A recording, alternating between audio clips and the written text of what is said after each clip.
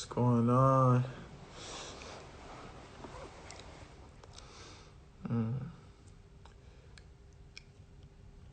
Thank you guys for joining me, man. Shout out to my dog Paperboy in the cut. Yo, as per usual, I'm gonna start as I start every gathering with Allahumma shrah li sadri wa yassir li amri wa hlul 'uqdatam min lisani yafqahu qawli, which translates to, O Allah, widen my chest, make easy for me my task. Untie the knot in my tongue so my speech will be understood. Yeah. So I want to begin by talking about how I have come to write folk songs about the hood, you know? And it seems like such a peculiar thing for like a guy like me to do, so I think it's necessary that I begin there. This project, When Smoke Rises, is it's about recontextualizing loss. For a lot of us, like, you know, we've experienced the constraints of mourning, the constraints of grief. So it's so important for me to beautify those things, to beautify what loss looks like, to beautify what loss feels like, you know? And I'll tell you how it began and why it took so long. In 2017, my friend Ali NSK was murdered, and that was at the beginning of when I was attempting to write this project on grief. And because I needed to take time to grieve him, I allowed myself that period of time to grieve.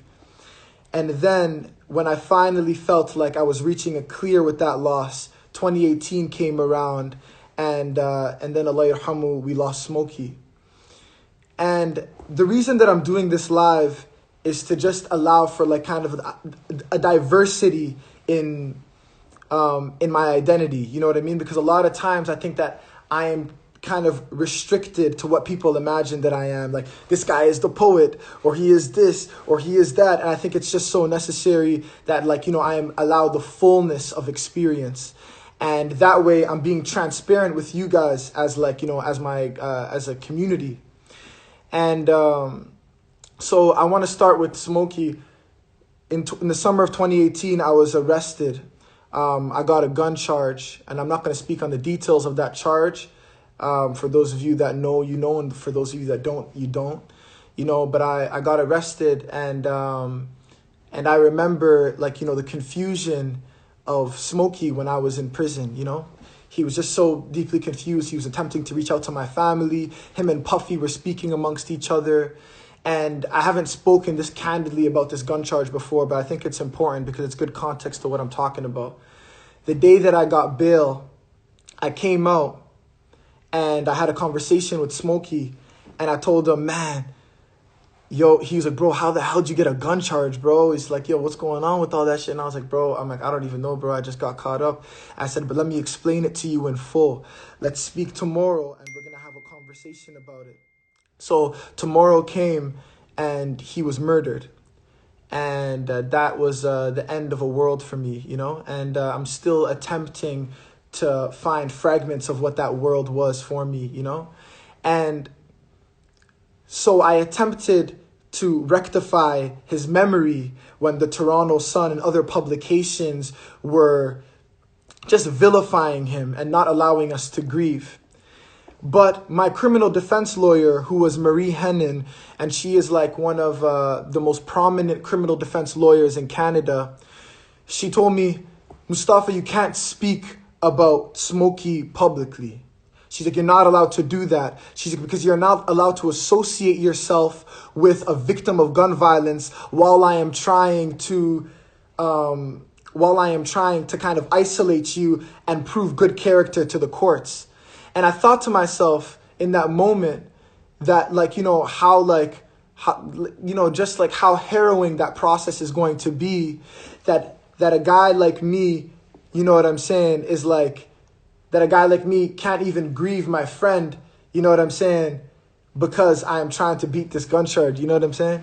And it's like, so I didn't really get an opportunity that entire year to look at that loss and to, you know what I'm saying, and to really experience it in the way that in the way that I wanted to, you know? And so 2019 came around, and alhamdulillah, didn't experience any loss in 2019. And 2019 was an opportunity for me to try to eternize the memories of the friends that I lost, you know? And 2019 came around, it was still difficult. It was kind of a whirlwind of emotion, but like I came around to it, and I spoke as freely on record as I could, and that's how songs like Stay Alive came to be, and the rest of the project came to be in full, you know?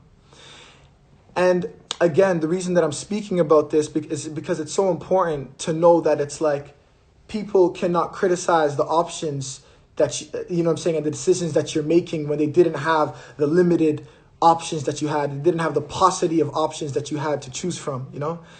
And so when I think about Smokey, I think about that while he was alive, he always used to tell me, you know, yo, Mustafa, bro, there's this article speaking poorly about us.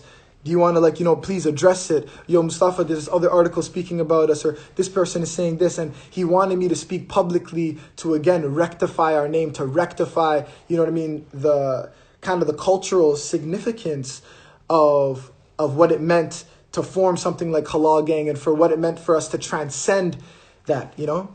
And so in his passing, I knew that I had to do the exact same thing that he attempted, that he wanted me to do while he was living, you know? And so when niggas are disrespecting Smokey's name, you know, and when niggas are speaking poorly about him, I can't hold my tongue, you know? It's like, it's difficult for me to hold my tongue. I lose my balance because this is someone that meant such a great deal to me. You get what I'm saying? And it's like, and this is the expectation that he had of me, you know, is to honor him and to respect him and to make sure that his family is given the space and time to grieve, you know? And that's what's most important to me more than anything else. And it's just it's funny because like I even think about other people like Houdini, who passed away, and in his death we also waged war against publications that were speaking poorly about him, because when somebody passes away, they transcend all politics, you know, and the same system that is going to vilify my friends is going to be the same system that's going to vilify the friends of people in other communities as well, you know. And it's just so important that that people allow people the space to grieve, allow people the space to mourn, and to just, and the honor of that is so important, and that everyone deserves that. A lot of people talk about how I am, you know what I'm saying, I'm anti-violence, and bro, you're contradicting yourself, because it's like, you know what I mean? It's like, you're supposed to be anti-violence. I never in my life said that I was anti-violence. I am not non-violent. It is so necessary that you guys hear me when I say this. I am not non-violent. You know what I mean? It's like, I believe in honoring the dead. I will never in my life speak poorly about a dead person. But at the end of the day, when someone is inflicting violence on you, it's like, I can't look at my brothers in my community and tell them to make a decision that they don't have. And it's so important that people acknowledge the fact that that peace and the decision to be nonviolent is a privilege. That is what's necessary. And even when I made documentaries like Remember Me Toronto, I didn't make Remember Me Toronto, you know what I mean? It wasn't an anti-violence documentary. This was a documentary that posed a question. Lucille Clifton, who was like one of like, you know, kind of the most prominent, like, you know, poets and theorists, in my opinion, she said, I don't make art out of what I know, I make art out of what I wonder. So every time that I put forward a project, whether it was Remember Me Toronto or whether it was a song, all that I did was pose a question. I was posing a question. I wanted people to look further. How do you want to be remembered when you die? I wanted people to look. It's very possible for me to be anti-establishment, anti-imperialism. It is very possible for me to be anti all of the systems of oppression that exist in inner city communities.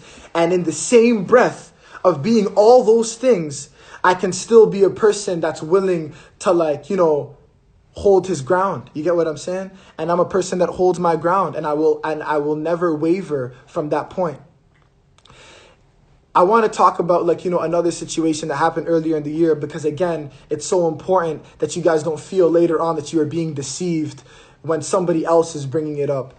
A few months ago, I got charged with an assault with a weapon, and pre-trial is about to begin for this case. So like I'm not going to speak very candidly about it, but it's just so important that you guys are hearing from me of the details of like of what's going on. And all that I'm going to say is that, one, this person had a knife, you know what I'm saying, and he had a weapon. So like, it's so like, when you're looking at a situation like that and you're assessing it, what do people expect for me to do? People want me to flip and recite poetry when somebody, you know what I'm saying, wheels out on me.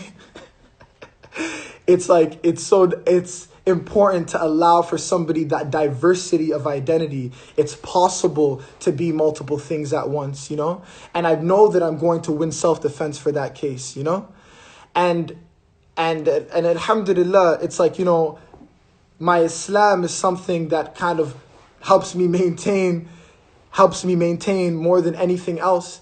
And I use Islam as an anchor. And so when people are looking at me and they're telling me, yo, bro, like, you know what I'm saying? You have to become this, you have to be that, or why are you being a Muslim? It's like, it is possible for me to be a culmination of all those things, you know?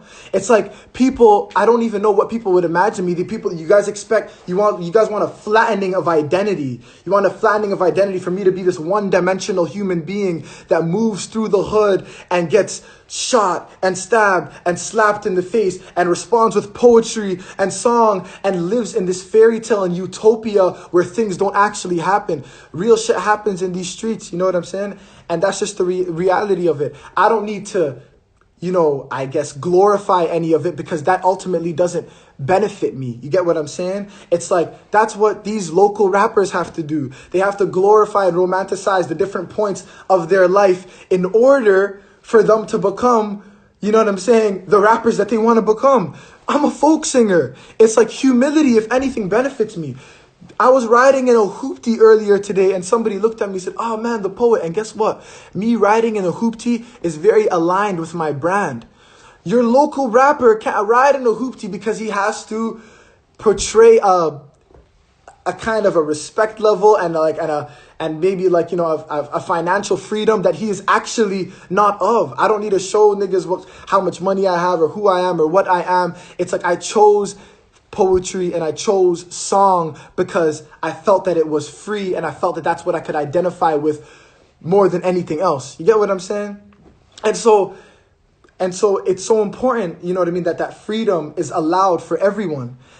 And understanding that just because I am a poet and just because I am a folk singer, it doesn't mean at all that I am better than the next person or I am more pure than the next person. I just chose a different method of expression. That's all that I did. I chose a different method of expression to express the same thing. Carl Jung says that, you know, people have a difficult time thinking. People have a difficult time thinking. And so because they have a difficult time thinking, they judge. And the reality is that people don't have the energy or like, you know, kind of the emotional, you know what I'm saying, ability to look at somebody outside of, you know what I mean, the confines and like, you know, the compartmentalization that they've chosen for themselves, that this person is this and they must be submitted to that. Nobody needs to be submitted to any of those things. There are some ethics that I have around what it means to be in the hood. You get what I'm saying? And for me to be of the hood, and those things will never waver. For instance, I don't believe that one thing that I don't believe at all is that people should have to return to their hoods. You get what I'm saying?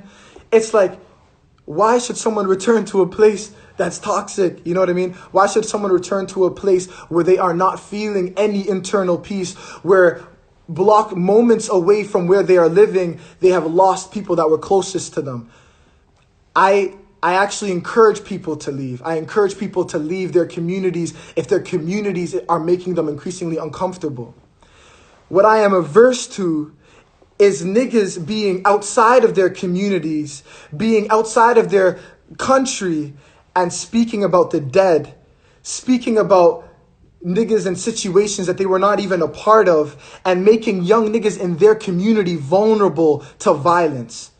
If you are going to claim an intersection and talk shit, for lack of a better word, talk shit while while claiming that intersection, be at that intersection to defend it. You get what I'm saying? It's like, be there to defend your hood. If you love your hood, be there to defend it. You know what I mean? When you are implicating young niggas that are not involved in your politics. There are young people being murdered by way of the music and the Instagram live sessions that people are having outside of the hood and outside of their cities. That shit is not gangster. You get what I'm saying? It's like, it's just not gangster. And that's not how my niggas operate, and that's not how I operate. I'm in my hood. You know what I'm saying? It's like, we're actually non-violent. You're not making them vulnerable to violence. It's like a point that I think is absolutely necessary to make, you know? And on the point of honoring the dead, it's just like, man, it's like, in this short life that we have, a mother is not going to get a full opportunity to grieve the death of her son.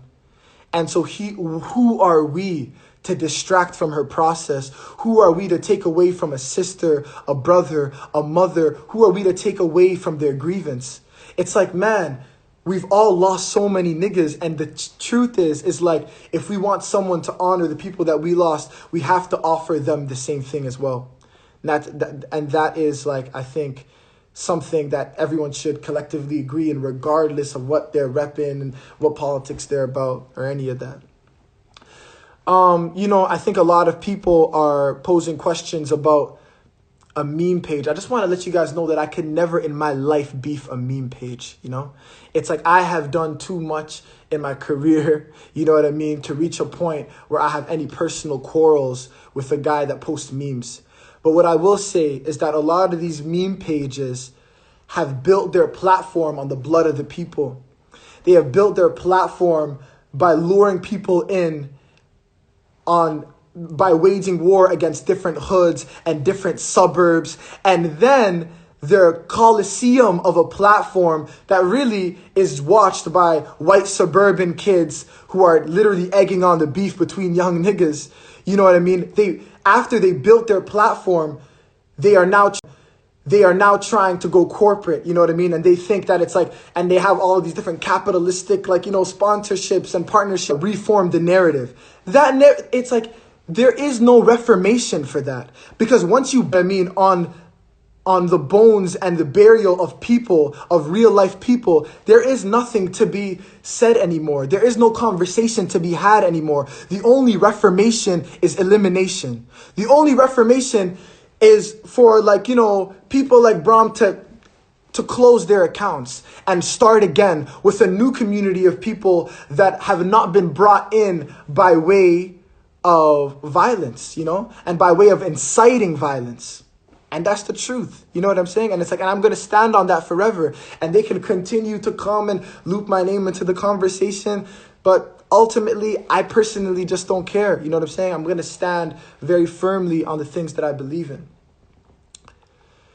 And at the end of the day, you could say that it's like, bro, but inner city warfare, it happens beyond us. You know what I'm saying? It's like, it doesn't matter. Like, they are only providing platforms and reflecting what's actually happening. No, but they are not in any way salting the wound. They are inflating it. You know what I mean? They are adding gas. And at the end of the day, a lot of people cannot forget of how these platforms began. And anything that is rooted in violence is eventually going to return to that. You don't get to become some sort of corporate peacemaker after you were rooted in that violence, But yeah, that's all that I have to say about that. And so now I'm going to open the floor for some questions, because that's all that I had. And of course, I'm going to have a guest come on, a very, very special guest come on. And if anybody has any questions, I'm here. There's a question section. I don't do this, Oh my God. How do you feel? Films.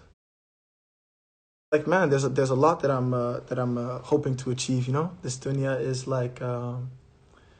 at the end of the day, I hope that eventually, everything that I do is going to ultimately lead me back to my faith, you know what I mean? And it's like, of course, I'm not there yet, you know what I'm saying? And like, and I have a long way to go, but inshallah, you know what I'm saying? It'll reach a point in my life where I can, inshallah, it'll reach a point in my life where everything is connected back to my faith. And I think that's what we're all trying to do. You know what I'm saying? It's like, we're all trying to reach a point in our, like, in our lives where it's like, you know, we're literally completely aligned with our faith and what we believe in. You know what I mean? And so that's what I'll say on the point of the dunya. It's like that I am essentially day in, day out trying to move into that, you know. Damn, there's so many questions. I don't even know where to begin. R.I.P. Smokey, alhamdulillah, yeah, really, R.I.P. Smokey, you know. Has quarantine helped you settle down and give you a better space to create? Album date. Inshallah, the album is coming in the following year. Also, talking about this project, I think, like, yeah, this project, when smoke rises, it's like, it includes Stay Alive, it includes Air Forces. Again, it's just beautifying loss. I want loss to feel beautiful for everyone. You know what I mean? It's like everyone avoids talking about loss in my city. You know what I'm saying? No one talks about it in their music. And so I thought it was so important that I was able to center passing, and I was able to center like grief in one project. So this project is a folk project about grief, and it discusses the passing of Smokey and discussing the passing of Ali. And to be honest, it's like that's all that I've ever wanted people to do, is like to kind of leave and disassociate from speaking about other people and focus on just focus on protecting the names of the people that we lost. You know what I mean? Because it's like we are not even going to be able to do that in the limited time that we have as artists and whatnot, you know? And yeah, alhamdulillah, I think that's just what this project is about. So it's like, I don't think that it's like I don't think that it's heavy, you know. I don't think that it's heavy. I think that it's like hopefully that when you guys are listening to it and engaging with it, you feel a beauty, you know. And my apologies, you know, I think I'm on this live and I realized that like I've never been on live in this kind of way before, and it's kind of an exhilarating thing. I don't even know how these guys do it. Loss can be beautiful because at the end of the day, departure is a necessary thing. So like when you're thinking about loss, it's like loss shouldn't be thought about it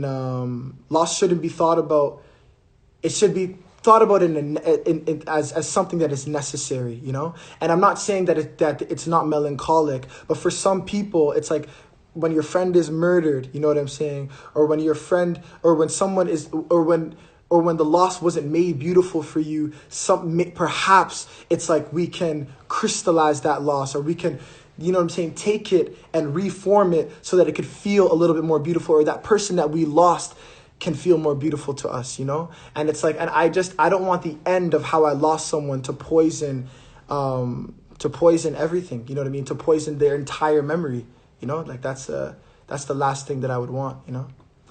But basically, the first person that I'm going to bring on here is a Regent Park legend. You get what I'm saying? Someone that I care about a lot. You know what I'm saying? I hope that he's in here. My nigga Puffy, take no L's.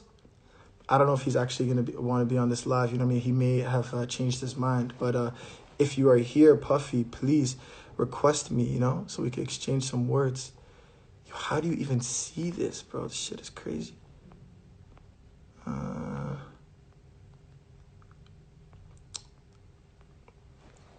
Yo, Puffy, you here? What's going on, fam? Where you at? Where you at, big dog? You have me out here.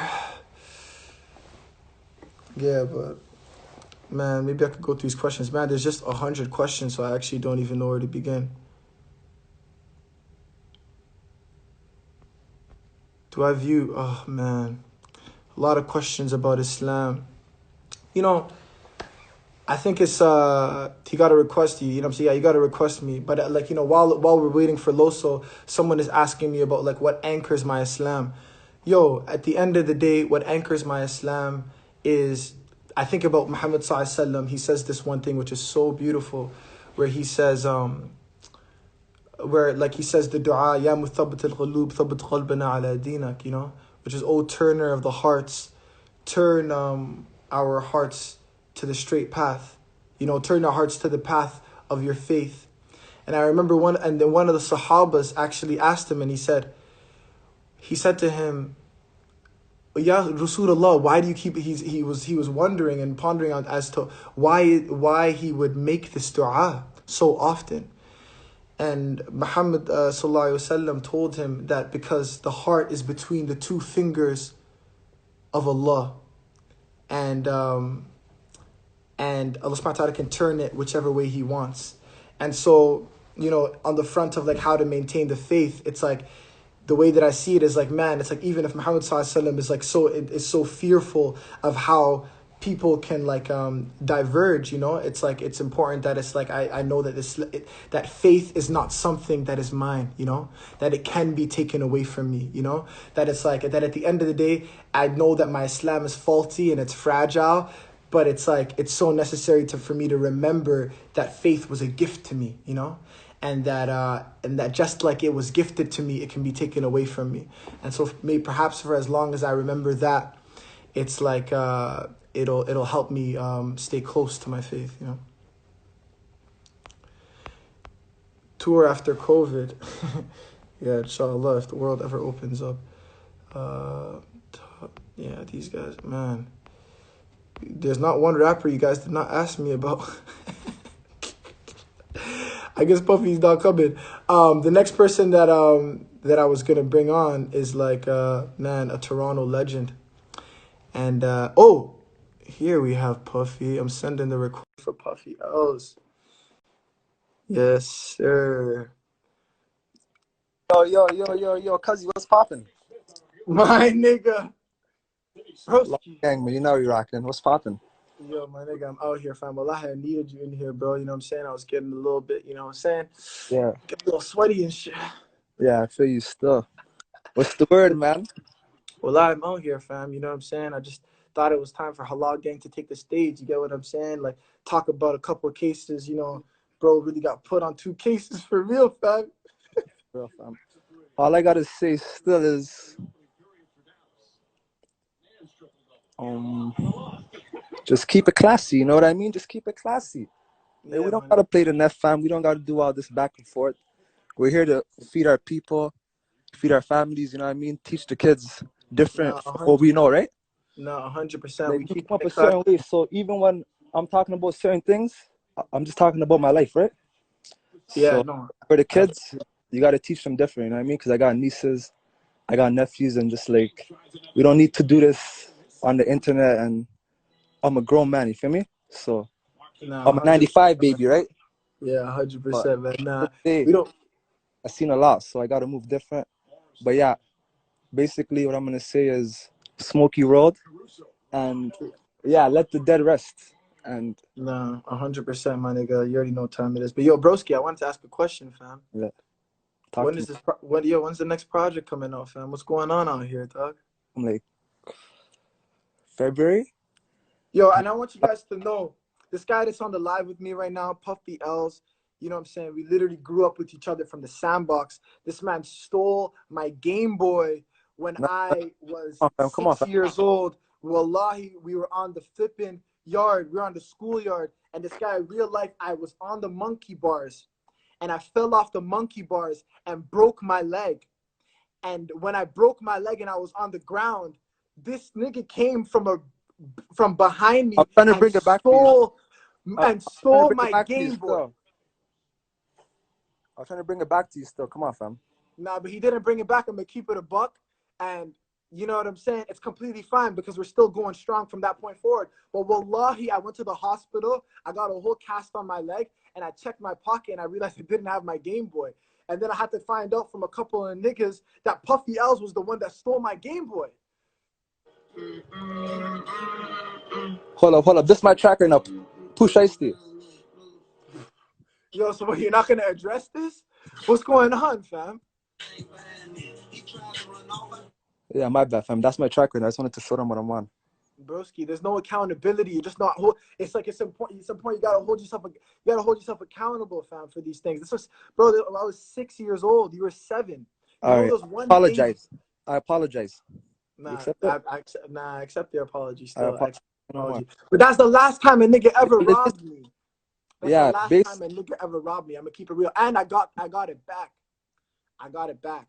Shout out to Pooh Shiesty. You already know the vibes, but I did end up getting it back, you know what I'm saying? And I left schools. This guy actually made me leave the school. Yeah, fam. But yeah, all I gotta say is keep it classy, man. Just get Nah, this. broski. Nah, Let's you feed know, our. you already know. Let's Capo change coming some home. lives, and it's just yeah, keep it classy. That's all I gotta say, fam. Ain't no Nah, long. You know me. I don't like to talk. I don't like to go back and forth. You know what I mean? no, 100%, my No, nigga. That's why, yo, U.S. the Open. only people we going I'm back not a and tennis forth. player, fam. I'm not a tennis player. Nah, absolutely. I The used to only play people. basketball. Yeah, yeah, yeah. You know what I I mean? feel So you. back and forth. I'm not a tennis player. That's for the U.S. Open. You know what I mean? Tell you the truth, broski. We hustle to disappear, and then we pop back up. That's just how it goes, fam.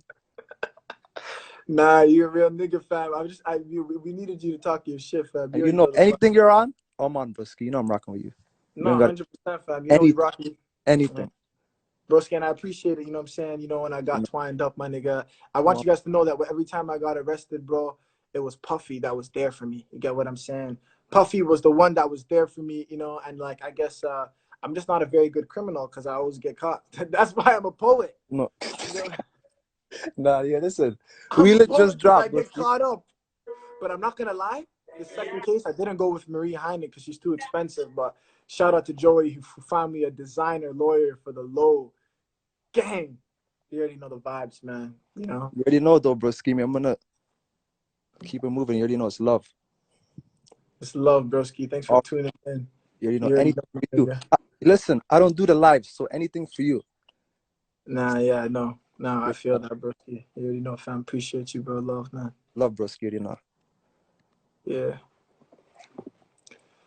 Nah, but yeah, absolutely, man. I have another guest. I have another guest. No, bro. Uh, I have my dog. A Regent Park, not just a downtown legend, fam. You know what I'm saying? Where is he at? Where is he at? I'm not even gonna tell you guys who it is. We're just gonna add him. We're just gonna add him. This is another region. This is a legend, bro. You know what I'm saying? It's like the first one to do it. Yeah. Yes, sir. What's going on, brother? Yo, so let me just speak about Bando 416 for one moment. You know what I'm saying? Like, this nigga right here, obviously one of my closest friends, you know what I mean? Co-founder of Halal Gang, you know. We also grew up and experienced all these losses together. Craziest thing is that he actually called me when Smokey passed away at Light Humble, and I called him when NSK Ali passed away, you know. And so that's how intrinsic we've been to like our grieving processes, you know. And like, bro, obviously we know, for the people that don't know, you know, obviously Safe is like a bro. He's a downtown legend, bro. It's like Feel. I legitimately believe that Feel as a song caused a shift in the way that like young niggas make music in the city of Toronto. And also, this is the man that introduced Drake to Still Buy the Rabba and allowed for there to be an inflation of for it to be on a platform. You know what I'm saying? And like and when it reached that platform, it was kind of the first song, I think, from the streets of Toronto to get kind of that international success. You know what I mean, in the modern day. So yo, yeah, man, shout out to Safe, a great songwriter, a great nigga, a real nigga, fam. What's poppin', broski? Man, I'm just posted up, fam. You know, just at the crib. You Yeah, know, just listening to some beats. You know how it goes. What's up, yeah, though, fam? absolutely. What's Nah, going on? brother, you know, both, fam. I think, you know, bro, it's just so important for me to get on this, you know what I'm saying, talk with my niggas, man, about like, and about like how it was just so necessary that like that that we are offered kind of like, you know, kind of the space to just speak as candidly as we wanted to, you know what I'm saying? Nah, facts. Absolutely, bro. And you Yeah. know, it's like this is definitely something that was needed. You know, we definitely like we never needed no platform to speak our mind. There's just a lot of things that didn't need extra words that were empty. You know what I'm saying? It's like we know what we Yeah, stand for. We know at the end of the day who rocks with and who we really rock with, and it is what it is. It's like, see, look, you can go on live, fam, and look, two bands, fam. Who the fuck do we need, fam? You know what I'm saying? On some yeah, real shit. It's Yeah, like no, people absolutely. been wanting to hear us talk, fam. And it's just like, you know, Yeah, no, when the time is absolutely, bro. right. And at the end of the day, broski, it's like you already know what it is, bro. A lot of, you know what I'm saying? A lot of niggas, like, you know what I'm saying? They gotta, like, you know, they get something that we love to call beef views, you know what I'm saying? Where it's just like, Political you views. know, shout out to Aurora for coining the term beef views. But you know what I'm saying? It's just like where, like, you are out here just like egging on beef. And then, like, that's how you're promoting songs. That's how you're promoting yourself. But truthfully, bro, it's like the better way to go about it is to do it off the strength of yourself. And that's what we've been doing. You get what I'm saying? Absolutely. Facts. Yeah. And that's like, yo, so it's like, bro, it's like, how have you been maintaining the balance, bro? It's like, you know, we've been at this for, it's so funny because niggas like us have been at this for so long, you know? It's like literally we've been making music and writing songs like since like, bro, what, 2014, 2013. And I think people don't realize how hard it is to maintain for this long and to still be out here and to still be writing songs and to still be doing it at a high level. You get what I'm saying? No, absolutely. I mean, I feel like for me, it's just, you know, like being able to provide for my loved ones, you know, that's just the motivation. That's all I needed, you know, just being able to be in the position to just like, you know, just to be out here doing what I love and making money off of it. That's honestly all the motivation I need. And like, that's why I maintain all this shit, bro. It's like, you know, Yeah, no, absolutely, man. like, it's like Yeah. staying focused, working hard. It's like everybody knows that'll get you, you know what I'm saying, what you need. It's like you don't need to be out here, you know what I'm saying, disrespecting the dead. You don't need to be out here on no extra, like, you know, it sucks because niggas is out here disrespecting the dead and they're not even on the hot 100, hot 200. Like, what? It's like, Yeah, come on, yeah. bro. Like, you know, you say you can do better than that, my nigga. Like, you Yeah, know, yeah, yeah. It's like, you know, it's you like, practically at that, like, you know, after disrespecting the dead, you might as well sell your soul, fam. Like that's literally the next thing after that, you yeah, know. it's like, you But I know, don't know if niggas' souls are worth a hot 100 either, fam. These niggas, these niggas' souls suffering, fam. You know what I'm saying? It's like they may get but an extra 50,000 views for selling their soul at but most, you you have know. to But at remember, the end of the day, it's yeah, also the people that are like, you know, like the most hurt that talk out of character, you know what I'm saying, and that do these things, bro. It's like, you know, and it's like it is what it is. It's like yeah, by the way, it's like I'm still good. You're still, you know what I'm saying. We still sleep at night, amazing, fam. You know what I'm saying. Like, yeah, but at the same time, fam, it's just like just always keeping the same heart through the good and bad days. Like, you know how it yeah, gets, man. Like, you know. yeah. No, absolutely, broski, absolutely, man. Yeah, Yeah. bro, and like, yeah, I guess like that's ultimately what it is. It's so funny because it's like there is really not much to be said. It's like if people really wanted to, you know what I'm saying? It's like they can offer us, you know what I'm saying, kind of the dignity of more than what they see. Because, bro, it's like I don't even know how people can draw conclusions on who I am when it's like I'm barely even online. You get what I'm saying? We're No, barely online, absolutely, bro. bro. I could count on two hands how many posts I make in an entire year, you know? And so like people are out here kind of culminating the very few things that they Yo, see of aren't you me a poet, online. fam? Yo, why are you Huh? talking like? Aren't you a poet, yo? Why are you talking Yeah. like that, my nigga? It's just Like crazy you're that it's real. like, You're like, come on, fam. It's like, you know, it's like, you know, it's like niggas is no, out here talking out of character, and it's like, bro, it's like you're really a trench baby. You know what I'm saying, fam? It's like as real as it gets, fam. Like real shit. no, no, absolutely, broski. You know, and like that's just what it is. I think that's just what's necessary. You know what I mean? To kind of be discussing. You know, and like yo, at the end of the day, I stand behind everything that I said. I stand behind everything that I am, bro. It's like it's not like I am here to apologize for anything, but I'm just here to provide context for people that don't have context. You get what I'm saying? No, It's like absolutely, bro. yeah, man. It's like I want everybody to thrive. I want everybody to just like, bro. It's just like, man, if you're gonna you gotta conduct yourself with like a little bit of respect. You get what I'm saying? You gotta conduct yourself with some love. You know what's crazy? I swear to God, I know this is funny, but it's like, bro, I have to mention it. Alvin and the Chipmunks, right? The actual movie. Alvin, correct me if I'm wrong, guys. I don't know if you guys watched Alvin and the Chipmunks. Alvin actually left to Hollywood. Alvin left to Hollywood, and that's how they disbanded. That's how him and the Chipmunks disbanded, bro. This literally happened in the second movie. And so Alvin, you know, the reason that we don't hear about Alvin anymore, it's like, bro, think about it. What's the last Alvin and the Chipmunks song that we heard? Bro, that franchise completely died. Alvin Yeah. and the Chipmunks, the franchise died. Do you know why it died? Because Alvin left where he was from to try to become somebody else. And when he left to become somebody else, it's like he lost his roots. And it's so important for people to return to where they're from, to tap back into their roots. You get what I'm saying? And it's like tap back into their roots and become who they were essentially meant to become. You know? It's like, why did he switch up on the Drift Monks, bro? Never switch up on the people. It's like, it's necessary that if you're going to be a part of a group, and you know what I'm saying, if you're going to get the right harmonies, you got to be amongst each other. You get what I'm saying? Absolutely. And it's like, and perhaps the moment that Alvin and the Chipmunks find their way back to each other, there may be an Alvin and Chipmunks 3 that comes out. That's deep. That's crazy, because I remember that scene when he's performing in Hollywood and he didn't feel like himself. You know, it's just like, you know, he's just around. The scene when he was performing, bro. Literally, it was, you know what? Inherently, he knew he was doing Alvin Out in LA. That's the movie. Oh yeah, there was another movie. There was another movie, but I remember, like, inherently he just didn't feel right in his heart. You know, it was like he knew that he was doing something wrong and he needed to return. And yeah, so, you know, man, inshallah, everyone finds their way back home, fam. You know what I'm saying? Unless, like, they want to change their narrative completely, but it's like, if that's what they want to become, like, that's I think it's necessary to always tap back into your roots, fam. No, absolutely, bro.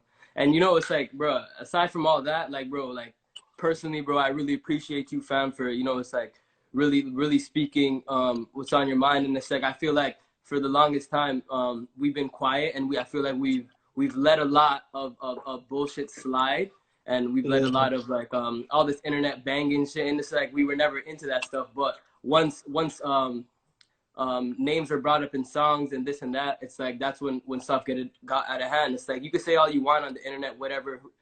These little kids from the suburbs could believe you or whatever, but whoever, like, the niggas that know what's up. You know what I'm saying? And that's that, you know? Absolutely, it's like we don't do the internet shit. We leave it to Allah, and that's all it is. You know what I'm saying? No, alhamdulillah, bro. And, like, honest to God, bro, the amount of people that reached out to me, man, and just told me to just, like, you know, kind of, like, you know, build space from this. It's like, you know, I know that it's necessary to do that, you know? Yeah, and absolutely, yeah, and I think it's, but yo, honestly, bro, like, I'm not, rest in peace to literally every single person that has been lost by way of violence in this city, you know? And it's just, yeah, it's just like, it's so important, you know, that it's like that all of those people are honored, you know, and I hope that everyone finds space and time and a way to honor those people. You get what I'm saying? No, absolutely, bro. Absolutely. Yeah. You know what I'm saying? Yeah, absolutely, bro. And so what's up, bro? What are you working on now? Like, you know, the people want to know. What's up? No, honestly, bro, yeah, I'm just working on this debut project. I'm obviously still songwriting. I'm not going to speak about, like, the artists that I'm working with, obviously, you know, because confidentiality clauses and whatnot. But I mean, I think that in terms of this folk project, I think it's really necessary that that, like, you know, I just, like, try to, like, solidify it and crystallize it and get it right. And basically, the next song that I'm going to release is called Ali. It's called Ali, and it's about Ali, and it's about the loss of Ali, you know, and. And I just can't wait for, like, to release that song, because I think it is the crux of the project, and it's gonna come out in about a month's time, you know. So I'm really excited to watch that project find its way, you know. Yeah, no, that song is very beautiful, bro. Very beautiful. Thank you, bro. Yeah, obviously, you know, Safe is one of the few people in the world that has heard it. You know what I mean? And it's like, and I'm so excited for it to come out, because Ali was such an important person. You know what I mean? In our lives. You know what I'm saying? And, like. And yeah, it's so necessary that, like, you know, he reaches the forefront, you know, and we try to, like, and we just try to, like, you know, immortalize all of our friends, you know, or their memories, bro. Immortalize their memories, you know. Absolutely, tapping into that story. That's all it is, you know. Yeah, absolutely, man. But yeah, man, like, I think other than that, bro, it's like, is there anything else, bro, for real? Like, I don't really know. There's not really much else. I mean, me neither, bro. It's like, you know, it's like just what we gotta address, and that's it, you know. I don't feel like you overdoing it is, you know, it's like you already got your point across, and yeah, and at the end of the day, bro, it's like they know what's up, they know who the real is, you know what I'm saying? No, absolutely, man, absolutely. And yeah, there isn't really not much else. I think that, I want to thank everybody for joining the live, you know, and for hearing me, you know what I'm saying, hearing me and my friends speak about, you know what I mean, just kind of in short what it means to like, you know, kind of grow up in an inner city community, you know what I mean, allowing for like, you know, for us to just kind of have a range of identity, you know, because nobody exists in this kind of one-dimensional way that people imagine them to live. And say a prayer to every meme page admin, you know, because you know those people, you know what I'm saying, I think they really struggle for identity, man. It's like they're just out here administering memes, and every single day they have to try to find a new meme that people can interact with, you know. It's like, at what point do they consider their own emotions or their own lives? It's unfortunate still. Yeah, I mean that's why it's like at the end of the day, if you have those type of platforms, I feel like you should keep your personal feelings off of that platform, because it'll kind of just disrupt, and you know what I'm saying, it'll just Yeah, no, fall. Yeah, no, absolutely, broski. But yeah, you already know what it is, fam. Big come on, love, fam. man. Love you, dog. Holla at me, Love, fam. Yeah, love you too, my dog. Yo, thanks everyone for tuning in. Actually, yeah, yeah, that's all done here. You already know. Yeah.